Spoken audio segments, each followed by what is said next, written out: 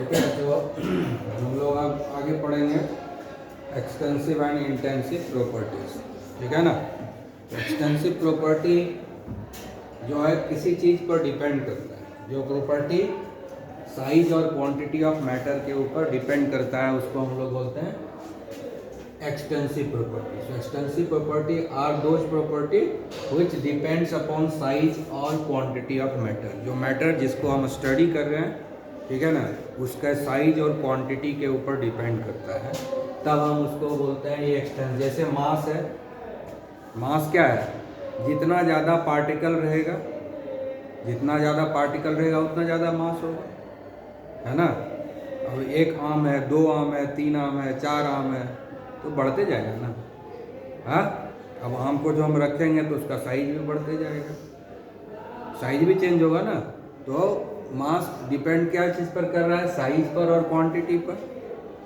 Size और quantity दोनों के ऊपर डिपेंड कर रहा है ना, ठीक है ना। साइज और क्वांटिटी के ऊपर जो भी प्रॉपर्टी डिपेंड करता है उसको हम लोग बोलते हैं एक्सटेंसिव प्रॉपर्टी। ठीक है। वॉल्यूम, वॉल्यूम भी डिपेंड करेगा ना। कोई कहीं पर कोई सामान रखा हुआ है तो एक दो सामान रखा हुआ वॉल्यूम कम होगा, और सामान बढ़ा देंगे और स्पेस ऑक्यूपाई। वॉल्यूम क्या है? Space occupied. तो जितना ज़्यादा सामान रहेगा उतना ज़्यादा वॉल्यूम ऑक्यूपाई होगा। तो वॉल्यूम बढ़ते जाएगा, सामान कम करते जाएंगे, वॉल्यूम भी डिक्रीज होता जाएगा। तो क्या चीज़ पर डिपेंड किया? क्वांटिटी के ऊपर और साइज के ऊपर भी, क्योंकि जैसे ही सामान बढ़ाते जाएंगे तो उसका साइज भी चेंज होता जाएगा, बड़ा होगा छोटा होगा, है ना। बढ़ाएंगे बड़ा होगा, कम करते जाएंगे छोटा हो जाएगा। तो साइज के ऊपर भी डिपेंड करता है और क्वांटिटी के ऊपर भी डिपेंड करता है। इसीलिए ये भी हो गया एक्सटेंसिव प्रॉपर्टी। उसके बाद internal energy. Internal energy, energy stored in a particular body. ठीक है, आया बस समझ में। अब जैसे लोहा का एक छोटा सा टुकड़ा है तो उसमें कम एनर्जी स्टोर होगा, बड़ा ऐसा टुकड़ा है लोहा का उसमें ज़्यादा एनर्जी स्टोर होगा। अब एक गिलास पानी है उसमें एनर्जी कम स्टोर होगा, एक बाल्टी पानी है उसमें और ज़्यादा एनर्जी स्टोर होगा, ठीक है ना। एक ड्रम पानी रख दिए और ज़्यादा उसमें एनर्जी हम स्टोर कर पाएंगे। तो इंटरनल एनर्जी क्या होता है? किसी भी बॉडी के अंदर, बॉडी में कितना एनर्जी स्टोर्ड है उसको हम लोग बोलते हैं इंटरनल एनर्जी। ठीक है ना।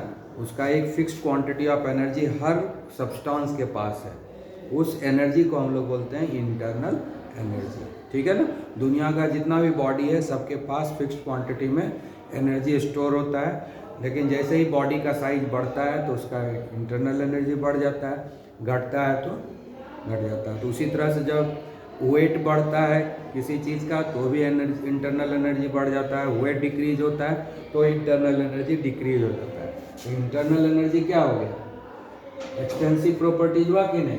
इंथैल्पी, इंथैल्पी पढ़ चुके हो ना। Energy associated when process are taking place. कभी एनर्जी रिलीज होता है, कभी एनर्जी एब्जॉर्ब होता है। उसी को इंथैल्पी बोलते हैं। जब कोई प्रोसेस होता है, केमिकल रिएक्शन होता है, तो एनर्जी रिलीज होता है और एनर्जी डिक्रीज होता है। तो अगर केमिकल ज़्यादा लेते हैं तो ज़्यादा एनर्जी रिलीज होता है, केमिकल कम लेते हैं तो कम एनर्जी रिलीज होता है। ठीक है ना। जैसे घर में हम लोग गैस जलाते हैं एलपीजी, कम गैस जलाएंगे कम हीट एनर्जी रिलीज होगा, ज़्यादा गैस जलाएंगे ज़्यादा हीट एनर्जी रिलीज होता है। तो इंथैल्पी डिपेंड कर रहा है कि नहीं अमाउंट के ऊपर? अमाउंट के ऊपर डिपेंड कर रहा है। हाँ, अमाउंट या साइज के ऊपर, क्वांटिटी और साइज के ऊपर डिपेंड कर रहा है। ठीक है। उसके बाद है हीट कैपेसिटी। हीट कैपेसिटी क्या होता है? Capability to store heat energy in your body. ठीक है ना। जैसे एक गिलास पानी है उसको हम गर्म करेंगे तो थोड़ा सा वो हीट एनर्जी एब्जॉर्ब करेगा। एक बाल्टी पानी लेंगे उसको गर्म करेंगे, वो ज़्यादा हीट एनर्जी एब्जॉर्ब करेगा। हीट कैपेसिटी क्या होता है? 1 डिग्री सेल्सियस से टेम्परेचर को बढ़ाने के लिए जितना हीट एनर्जी वो एब्जॉर्ब करेगा वही हीट कैपेसिटी है। तो एक गिलास पानी का 1 डिग्री टेम्परेचर बढ़ाने में थोड़ा सा हीट एनर्जी सप्लाई करना होगा। अब एक बाल्टी पानी ले लेंगे, उसके 1 डिग्री सेल्सियस से टेम्परेचर बढ़ाने में ज़्यादा हीट एनर्जी का हमको इस्तेमाल करना पड़ेगा। ठीक है कि नहीं? आया समझ में? क्लियर? तो क्या हुआ? ये जो हीट कैपेसिटी है ये भी डिपेंड करता है क्वांटिटी के ऊपर और साइज के ऊपर, ठीक है। आ गया बात समझ में? तो ये सब एक्सटेंसिव प्रॉपर्टी हुआ। अब इंटेंसिव प्रॉपर्टी हुआ। इंटेंसिव प्रॉपर्टी को कोई मतलब नहीं है साइज और क्वांटिटी से। इंटेंसिव प्रॉपर्टी को कोई मतलब नहीं है साइज और क्वांटिटी से, ठीक है ना। ये इंडिपेंडेंट होता है, कुछ भी साइज हो कुछ भी क्वांटिटी हो उससे कोई मतलब नहीं है। अब कहेंगे वाटर का डेंसिटी 1 है, तो वाटर अब 1 किलो रहे चाहे 50 किलो रहे, उसका डेंसिटी हमेशा 1 रहेगा। चाहे 1000 लीटर रहे तो भी वाटर का डेंसिटी 1 होगा, है ना। दुनिया में हर चीज़ का डेंसिटी फिक्स होता है, कितना भी ले लो उससे कोई फर्क नहीं पड़ता है, ठीक है। आया समझ में? तो इस तरीके से डेंसिटी क्या है? इंटेंसिव प्रॉपर्टी है। डेंसिटी इंडिपेंडेंट है, कितना साइज है नहीं है उससे क्या मतलब है। दरवाजा खोल दो।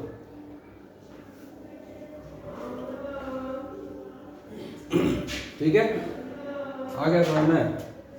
उसके बाद जैसे टेम्परेचर है, टेम्परेचर भी इंटेंसिव प्रॉपर्टी है, इसको कोई मतलब में नहीं है शेप एंड साइज से, ठीक है। लोहा अगर छोटा ऐसा है उसका भी टेम्परेचर उतना हो सकता है, और बड़ा लोहा का टुकड़ा है वो भी हो सकता है उतना ही टेम्परेचर। 1 गिलास पानी है उसका भी टेम्परेचर हम 25 डिग्री सेल्सियस रख सकते हैं। 1 बाल्टी पानी है उसका भी टेम्परेचर हम 25 डिग्री सेल्सियस रख सकते हैं। उसको मतलब नहीं है ना, टेम्परेचर को कोई मतलब नहीं है साइज और क्वांटिटी से, ठीक है। वो इंडिपेंडेंट होता है, ठीक है। तो इसको हम लोग क्या बोलेंगे? इंटेंसिव प्रॉपर्टी, ठीक है। उसके बाद प्रेशर, प्रेशर का वही हाल है। एक छोटा सिलेंडर है उसका प्रेशर और एक बड़ा सिलेंडर है उसका प्रेशर दोनों का सेम हो सकता है। बड़ा सिलेंडर है उसमें ज़्यादा गैस देते हैं, छोटा सिलेंडर है कम ही गैस में उतना प्रेशर आ जाएगा। तो प्रेशर दोनों का इक्वल हो रहा है कि नहीं? एक बड़ा है और एक छोटा है, दोनों में गैस का क्वांटिटी अलग है, दोनों में गैस का क्वांटिटी अलग है, दोनों में गैस का नंबर ऑफ पार्टिकल्स भी अलग है, लेकिन प्रेशर दोनों का सेम है। इसका मतलब क्या हो गया कि प्रेशर इंडिपेंडेंट, प्रेशर को कोई मतलब नहीं है क्वांटिटी से, प्रेशर को कोई मतलब नहीं है साइज से, ठीक है। आया बात समझ में? तो ये भी इंटेंसिव प्रॉपर्टी हुआ। रिफ्रैक्टिव इंडेक्स पढ़े ही हो फिजिक्स में, हाँ। हर चीज़ का रिफ्रैक्टिव इंडेक्स फिक्स होता है। अब वो सब्सटेंस जो रिफ्रैक्टिंग बॉडी है वो कितना भी बड़ा छोटा मोटा किसी भी तरह का हो सकता है, लेकिन उसके रिफ्रैक्टिव इंडेक्स पर तो कोई फर्क नहीं पड़ता है। रिफ्रैक्टिव इंडेक्स तो मटेरियल के ऊपर डिपेंड करता है, उसके साइज पर डिपेंड नहीं करता है। रिफ्रैक्टिव इंडेक्स मटेरियल पर नहीं डिपेंड करता है कि वो जो रिफ्रैक्टिंग बॉडी है किस मटेरियल से बना हुआ है, वो तो नहीं डिपेंड करता है कि वो मोटा है कि छोटा है कि बड़ा है कि 1 किलो है कि 2 किलो, उससे कोई मतलब नहीं है। अगर मटेरियल सेम है तो रिफ्रैक्टिव इंडेक्स सेम रहेगा, ठीक है ना। तो इंडिपेंडेंट हो गया।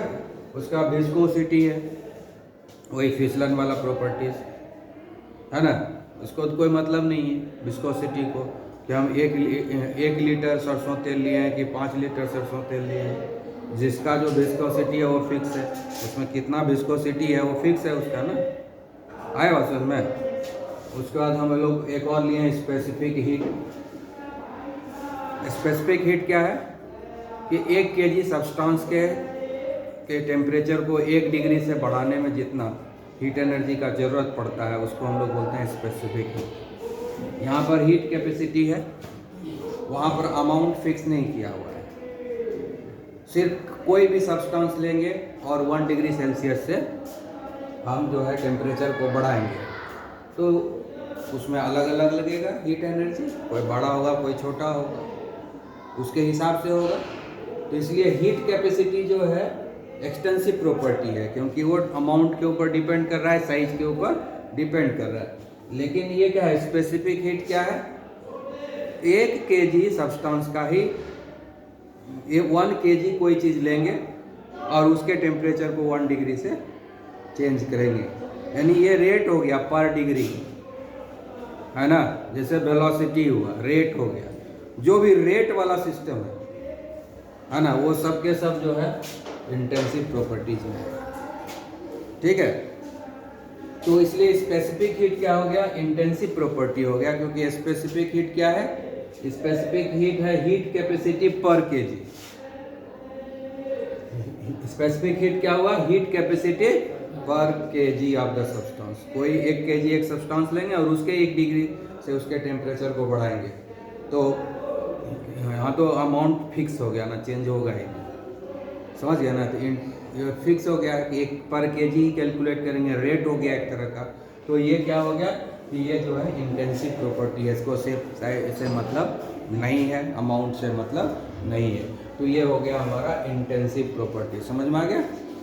अब एक जो है हम देखो, जैसे ये बॉक्स है, ये बॉक्स है ना, इस बॉक्स में गैस रखा हुआ है, इसमें बॉक्स में गैस रखा हुआ है, इसका प्रेशर भी होगा, वॉल्यूम भी होगा और टेम्परेचर भी होगा। इस बॉक्स में गैस रखा हुआ है, उसका कुछ प्रेशर है, वॉल्यूम है और टेम्परेचर है, ठीक है। अब इस बॉक्स को दो बीच से काट दो, और बीच के बॉक्स को काट देंगे, ठीक है। तो प्रेशर तो उतना ही रहेगा, ठीक है। अब यहाँ देखो, प्रेशर में कोई चेंज नहीं आएगा, ठीक है। प्रेशर अभी भी P ही रहेगा और टेम्परेचर भी अभी भी T ही रहेगा, अभी भी इधर भी रहेगा, इधर भी प्रेशर सेम रहेगा, टेम्परेचर सेम रहेगा, लेकिन वॉल्यूम दोनों तरफ घट जाएगा ना, ये V/2 हो जाएगा, ये V/2, वॉल्यूम हाफ हो गया। बीच से हम काट दिए इस बॉक्स को, तो वॉल्यूम हाफ हो गया। तो वॉल्यूम क्या है, डिपेंड कर रहा है इसके क्वांटिटी पर, इसके साइज के ऊपर, लेकिन प्रेशर डिपेंड नहीं कर रहा है, टेम्परेचर डिपेंड नहीं कर रहा है। तो प्रेशर और टेम्परेचर क्या हो गया, इंटेंसिव प्रॉपर्टी, जबकि वॉल्यूम हो गया एक्सटेंसिव प्रॉपर्टी। ये सिंपल एक्सपेरिमेंट है जो करके खुद से देख सकते हो, समझ में आया बात, हाँ। उसके अलावा एक्सटेंसिव प्रॉपर्टी जो भी है, अगर कोई दो एक्सटेंसिव प्रॉपर्टी का रेशियो अगर निकालेंगे तो इंटेंसिव प्रॉपर्टी हो जाता है। जैसे कि मास है और वॉल्यूम है, दोनों एक्सटेंसिव प्रॉपर्टी है, और मास अपॉन वॉल्यूम का रेशियो क्या होता है, डेंसिटी। तो मास और वॉल्यूम का जो रेशियो हुआ वो क्या हो गया, इंटेंसिव प्रॉपर्टी हो गई। मास और वॉल्यूम दोनों एक्सटेंसिव प्रॉपर्टी है, ठीक है, लेकिन अगर हम दो एक्सटेंसिव प्रॉपर्टी का रेशियो निकालते हैं तो जनरली वो इंटेंसिव प्रॉपर्टी बन जाता है, समझ गए।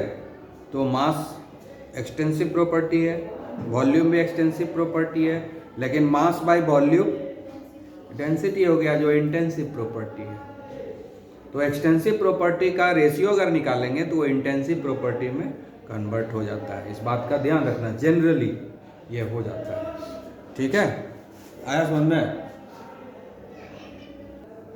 तो हम लोग अब पढ़ रहे हैं स्टेट ऑफ द सिस्टम, बहुत सिंपल चीज, स्टेट ऑफ द सिस्टम, ठीक है। स्टेट ऑफ सिस्टम का मतलब हुआ कि कोई सिस्टम जिसको कि हम स्टडी कर रहे हैं, ठीक है ना, तो उसका कंडीशन क्या है।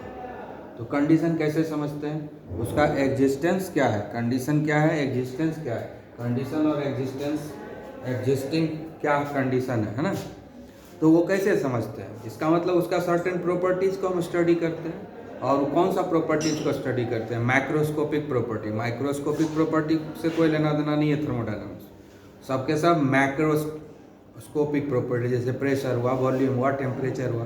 तो बोलेगा अभी और दो उसमें और देखना, हाँ तो गया हो गया, ठीक है। तो इसमें क्या होता है कि तो ये जो माइक्रोस्कोपिक प्रॉपर्टी जो होता है उसका कुछ वैल्यू होता है, कुछ सर्टेन, जैसे उसका प्रेशर कितना है अभी, वॉल्यूम कितना है अभी। अगर हम गैसियस कंडीशन को स्टडी करें, मान लो सिस्टम जो है हमारा गैसियस सिस्टम है, तो हम स्टडी करेंगे अभी प्रेशर कितना है इसका, वॉल्यूम कितना है अभी, और टेम्परेचर कितना है, मास कितना है, ये सब चीज़ हम लोग देखेंगे, है ना। उसके बाद फिर थोड़ा देर के बाद स्टडी करेंगे, तो देखते हैं क्या है, अब प्रेशर कितना है, अब वॉल्यूम कितना है, अब टेम्परेचर कितना है, अब मास कितना है। आया बात समझ में। तो ये जो मैक्रोस्कोपिक प्रॉपर्टीज का जो सर्टेन वैल्यू होता है, उसी से पता चलता है स्टेट ऑफ द सिस्टम, समझ गए? तो स्टेट ऑफ द सिस्टम और कुछ नहीं है, स्टेट ऑफ द सिस्टम सिर्फ यही बताता है कि इसका जो माइक्रोस्कोपिक प्रॉपर्टीज है उसका कुछ सर्टेन वैल्यू है एक पर्टिकुलर टाइम पर। वो टाइम के साथ बदल भी सकता है, नहीं भी बदल सकता है, लेकिन जिस समय हम स्टडी किए उस समय जो वैल्यू है उसके माइक्रोस्कोपिक प्रॉपर्टीज का, वो वैल्यू बताता है कि ये किस स्टेट में है, किस तरह का एग्जिस्टेंस है इसका। आया बात समझ में? कितना प्रेशर है, कितना वॉल्यूम है, कितना टेम्परेचर है, कितना मास है, ठीक है? आया बात समझ में? जब हम स्टडी करना शुरू किए उसमें इस माइक्रोस्कोपिक प्रॉपर्टीज का कुछ वैल्यू है, तो हम तब इसको हम लोग बोलते हैं initial state of the system. जिस समय स्टडी करना शुरू किए उस समय इस माइक्रोस्कोपिक प्रॉपर्टीज का कुछ वैल्यू है, उसको हम नोट डाउन कर लिए और हम बोलते हैं initial state of the system. उसके बाद आधा घंटा, 15 मिनट, 1 घंटे के बाद हम फिर से स्टडी करेंगे उस सिस्टम का, फिर से देखेंगे कि प्रेशर कितना है, वॉल्यूम कितना है, टेम्परेचर कितना है, मास कितना है, चेंज होता है या नहीं होता है। अगर सारा वैल्यू नया आ गया तो बोलेंगे हाँ ये फाइनल स्टेट में आ गया। लेकिन अगर सारा वैल्यू वही रह गया, इसका मतलब क्या हुआ कि कोई चेंज नहीं हुआ, इनिशियल स्टेट में ही रह गया। लेकिन अगर चेंज हुआ उसके माइक्रोस्कोपिक प्रॉपर्टीज़ में के वैल्यू में, माइक्रोस्कोपिक प्रॉपर्टीज़ में चेंज नहीं है, माइक्रोस्कोपिक प्रॉपर्टीज़ के वैल्यू में चेंज आएगा, प्रेशर के वैल्यू में चेंज आएगा, वॉल्यूम के वैल्यू में चेंज आएगा, टेम्परेचर के वैल्यू में चेंज आएगा, मास के वैल्यू में चेंज आएगा। तो ये जब चेंजेज ऑब्जर्व करेंगे उस समय जब फिर से दोबारा ऑब्जर्व करेंगे और क्या है अभी पोजीशन, तब वो नया मतलब न्यू स्टेट हो गया, तो उसको हम लोग बोलते हैं final state of the system. समझ में आया? स्टेट ऑफ द सिस्टम समझ में आया? एक स्टेट ऑफ द सिस्टम का मतलब होता है कि जो सिस्टम जिसको स्टडी कर रहे हैं उसमें उसके माइक्रोस्कोपिक प्रॉपर्टीज का सर्टेन वैल्यू है। वो सर्टेन वैल्यू बताता है कि ये किस कंडीशन में है, किस तरह के एग्जिस्टेंस में है। और जब स्टडी स्टार्ट करते हैं उस समय हम बोलते हैं कि इनिशियल स्टेट में, उसके बाद फिर बाद में स्टडी करते हैं तो बोलते हैं हाँ ये फाइनल स्टेट में है। फाइनल स्टेट में तभी आएगा जब इस माइक्रोस्कोपिक प्रॉपर्टीज़ के वैल्यू में चेंज आएगा, और अगर इस माइक्रोस्कोपिक प्रॉपर्टीज़ के वैल्यू में कोई चेंज नहीं आएगा तो इनिशियल स्टेट में ही है। यानी इनिशियल स्टेट फाइनल स्टेट दोनों सेम हो गया, कांस्टेंट है, कोई चेंज नहीं हो रहा है, कोई प्रोसेस नहीं हो रहा है। समझ गए ना? ये लगता नहीं निकलेगा। हाँ, जम गया है। पानी डाल के देखो, रख दो, निकलना होगा निकलेगा, नहीं निकलेगा फिर देंगे। ठीक है, समझ में आया? क्लियर?